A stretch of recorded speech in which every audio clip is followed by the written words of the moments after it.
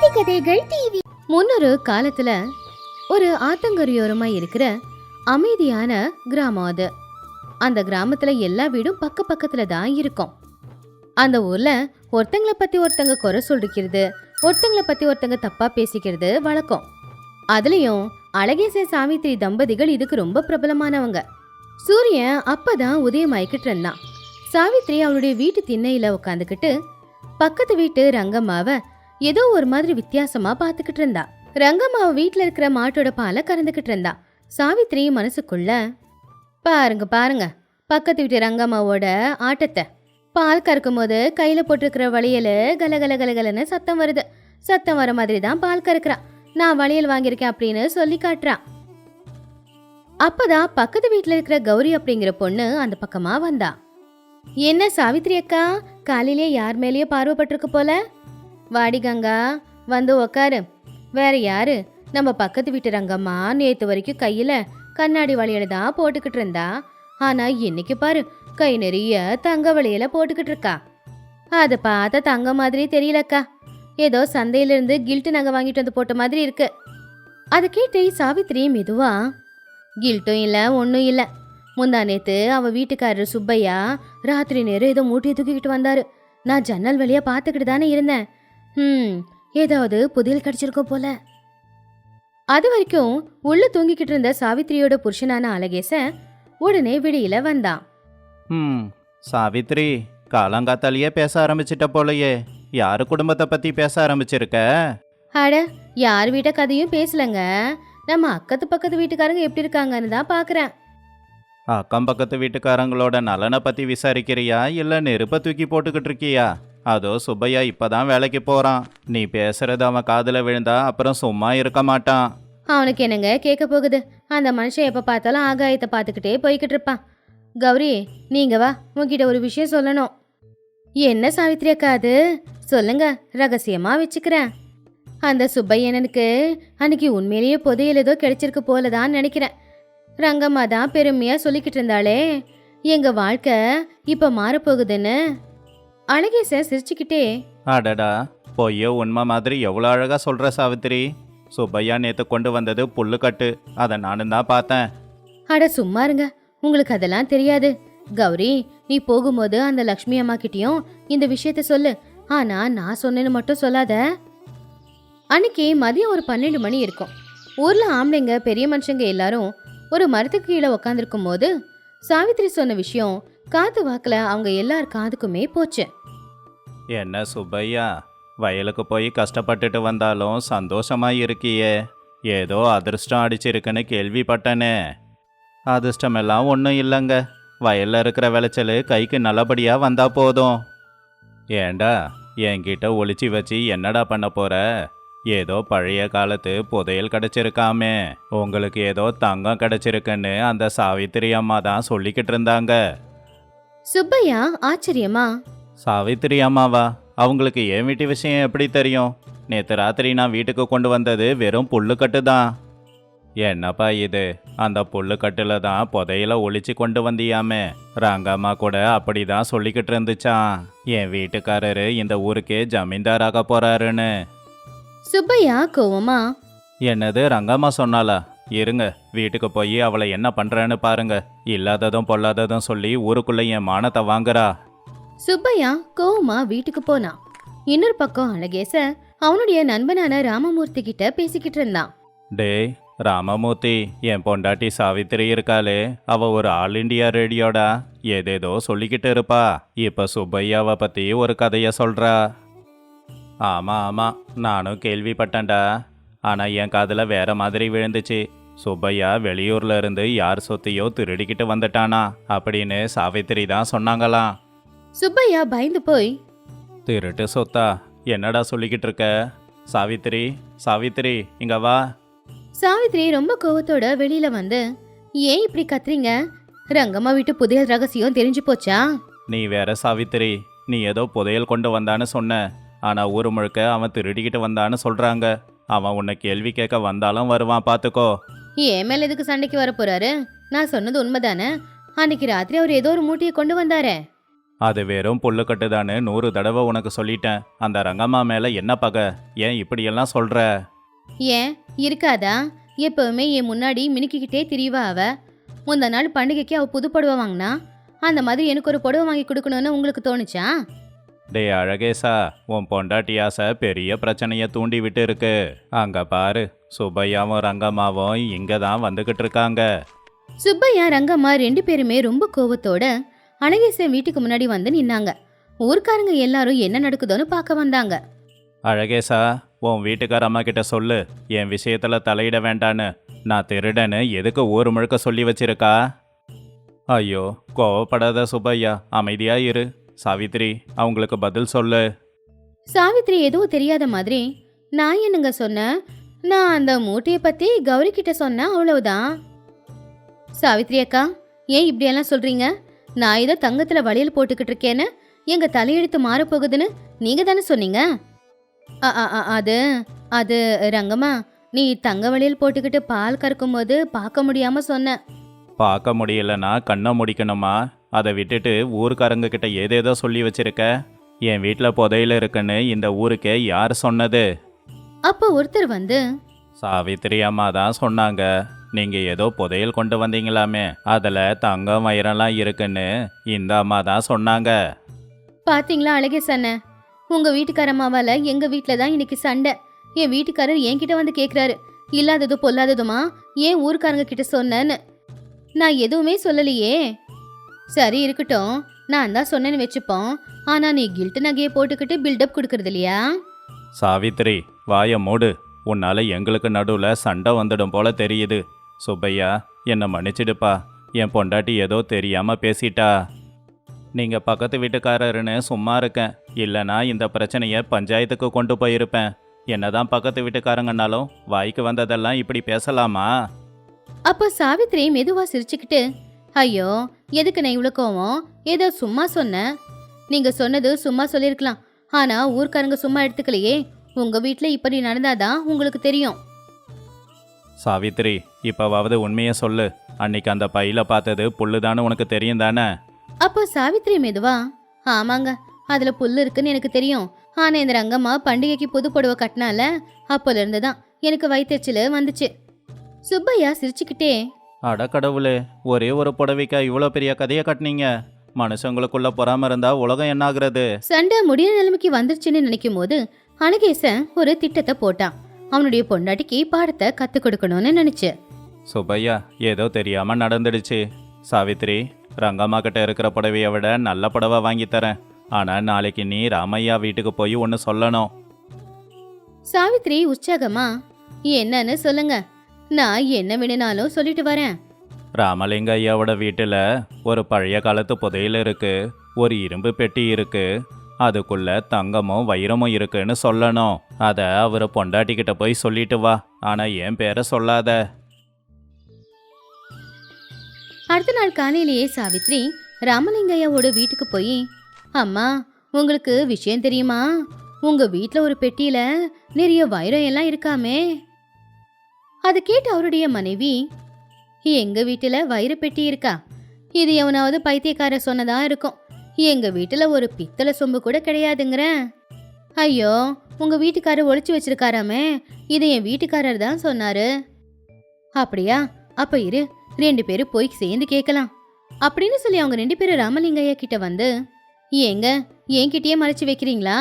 எங்க இருக்க அந்த வைரப்பெட்டி? சாவித்ரி இப்பதான் சொன்னா. அதை கேட்டு ராமலிங்கையா, நம்ம வீட்டில் அப்படி பெட்டியெல்லாம் எதுவும் இல்லை. இது அழகேசனோட திட்டம். சாவித்ரி, உனக்கு இன்னுமா புத்தி வரல? அழகேசன் உன்கிட்ட சொன்னது போய், அதை உண்மைன்னு நம்பி என் பொண்டாட்டிக்கிட்ட வந்து சொல்லிக்கிட்டு இருக்க. அதை கேட்டதும் சாவித்ரி, என்னது, என் வீட்டுக்காரு பொய் சொன்னாரா?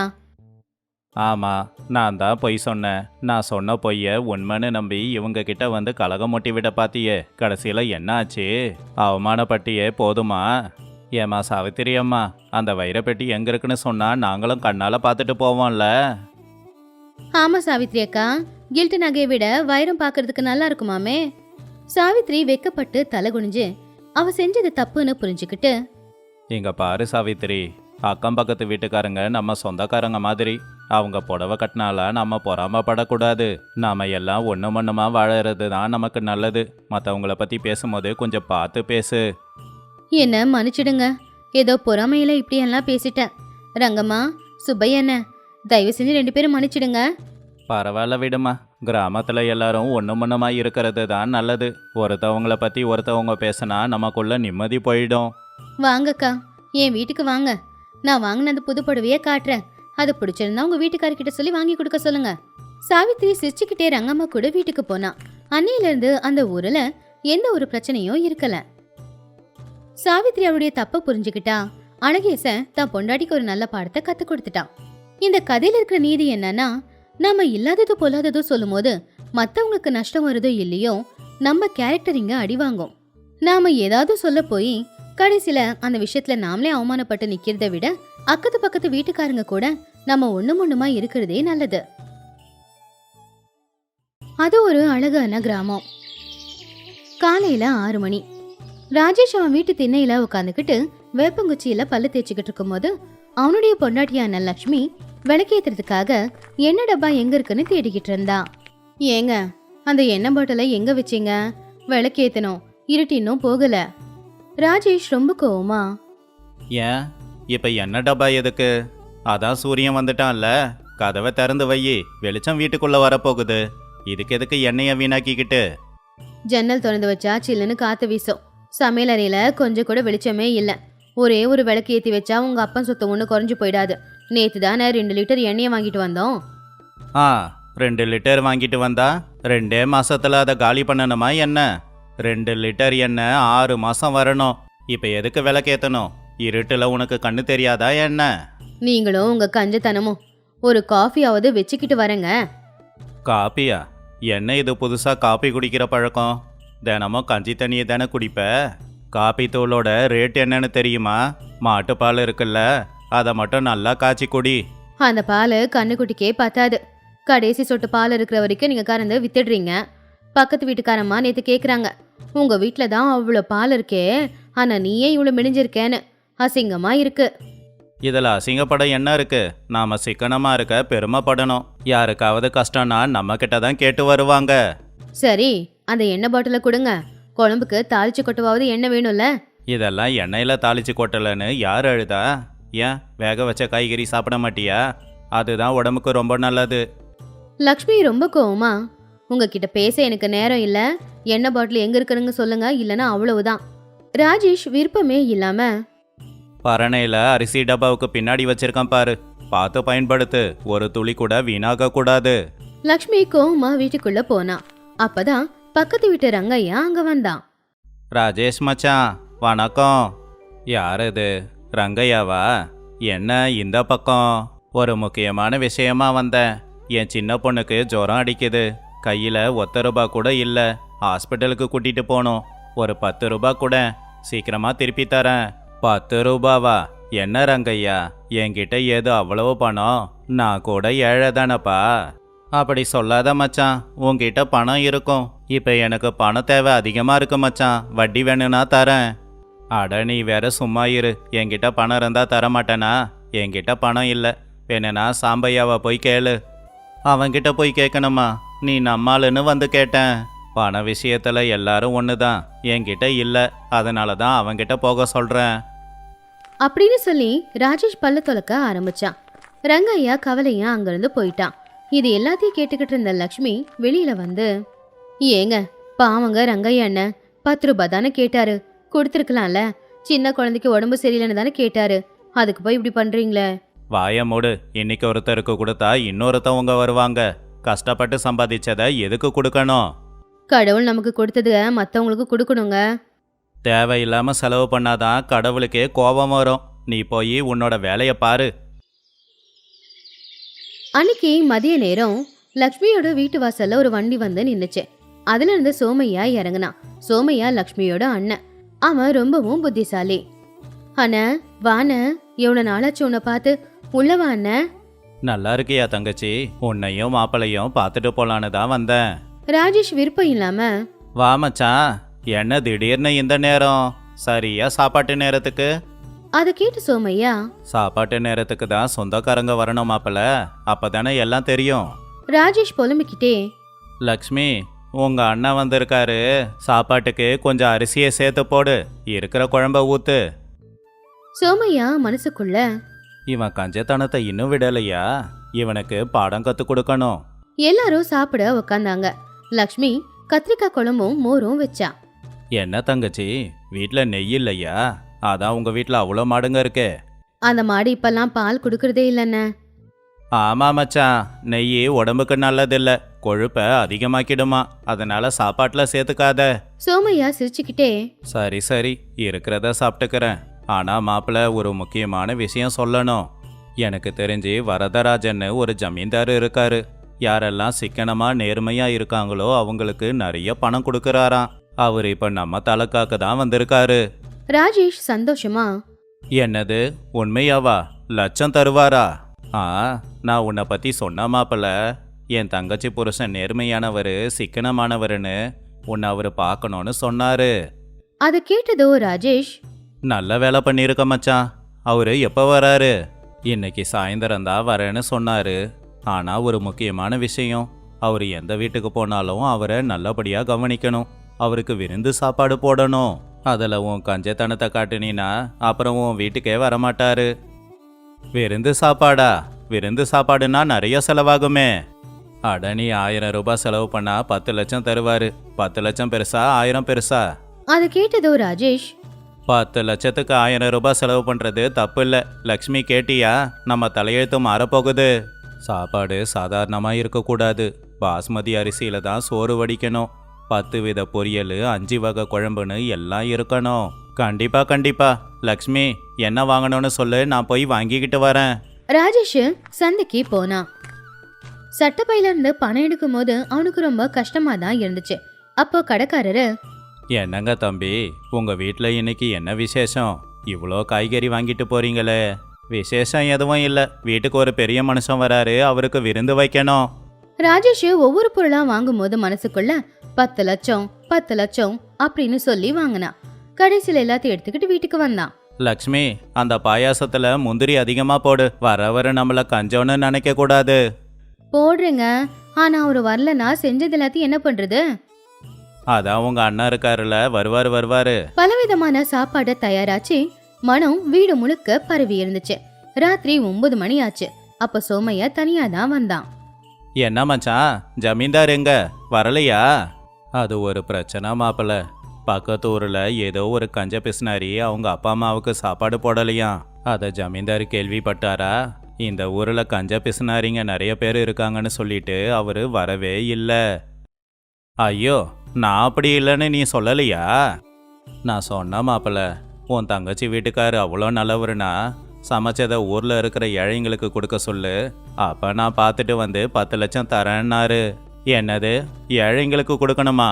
நான் அந்த அளவுக்கு சமைக்கலையே. லக்ஷ்மி சந்தோஷமா, நல்ல விஷயம் தானேங்க.